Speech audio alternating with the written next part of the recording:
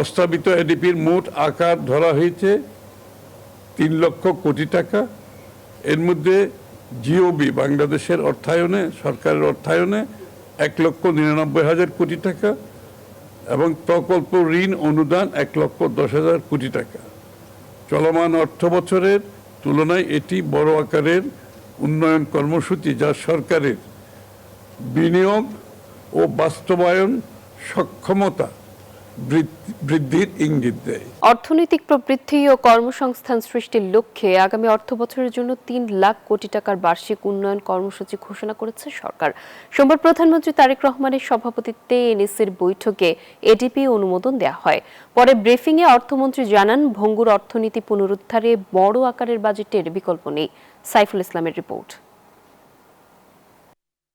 রাজধানীর আগারগাঁওয়ে পরিকল্পনা কমিশন মিলনায়তনে প্রধানমন্ত্রী তারেক রহমানের সভাপতিত্বে জাতীয় অর্থনৈতিক পরিষদের বৈঠক অনুষ্ঠিত হয়। এতে 2026-27 অর্থ বছরের বার্ষিক উন্নয়ন কর্মসূচি, সংস্কার ও উন্নয়নের পঞ্চবার্ষিক কৌশলগত রূপরেখা শীর্ষক 5 বছর মেয়াদী অর্থনৈতিক কৌশলপত্র উপস্থাপন ও অনুমোদন হয়। বৈঠক শেষে অর্থ ও পরিকল্পনা মন্ত্রী আমির খসরু মাহমুদ চৌধুরী জানান, Spanish digital print tiles, ATI tiles, এক টাইলসে জীবন পার। অর্থনীতিতে গতি ফিরিয়ে কর্মসংস্থান সৃষ্টির লক্ষ্যেই 3 লাখ কোটি টাকার বার্ষিক উন্নয়ন কর্মসূচি হাতে নিয়েছে সরকার।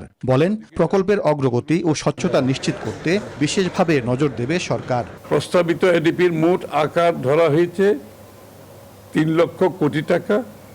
এর মধ্যে জিওবি বাংলাদেশের অর্থায়নে, সরকারের অর্থায়নে 1,99,000 কোটি টাকা এবং প্রকল্প ঋণ অনুদান 1,10,000 কোটি টাকা।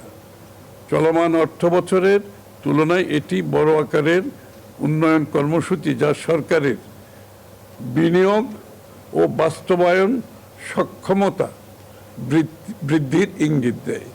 মন্ত্রী জানান, নির্বাচনী ইশতেহার ও বিভিন্ন পরিকল্পনার প্রতিফলন থাকবে আগামী বাজেটে। ভঙ্গুর অর্থনীতি থেকে ঘুরে দাঁড়াতে এ নিয়ে আগামী 5 বছরের একটি পরিকল্পনা রয়েছে। রাজস্ব আদায় বাড়াতে আয়ের খাত বৃদ্ধির পরিকল্পনার কথাও জানান তিনি। বড় বাজেটে আমরা যাচ্ছি যে এই বিনিয়োগ ছাড়া এই ভঙ্গুর অর্থনীতি থেকে বেরিয়ে আসার কোনো সুযোগ নেই। এই বিনিয়োগের প্রয়োজন। এই জন্য দেখা বাংলাদেশের রাজস্ব আদায়ের হার বিশ্বের একেবারে নিম্ন পর্যায়ে। সুতরাং আমরা তো সেই জায়গায় রাখতে পারবো না। একটা দেশ যখন সামনের দিকে এগিয়ে যাবে, যে অর্থায়ন করতে হলে সেটা আমাদেরকে অবশ্যই বাড়াতে হবে। এবং এটার জন্য আমরা এনবিআর এর একটা রিফর্ম প্রোগ্রামে যাচ্ছি এবং এইগুলোর রাজস্ব আদায়ের ক্ষেত্রে আমাদের নেটওয়ার্ক যেটা, সেটা আমরা বড় করতে যাচ্ছি। বহুদিন নেটওয়ার্কের কথা শোনা গেছে, কিন্তু নেটওয়ার্ক তো বড় হয়নি।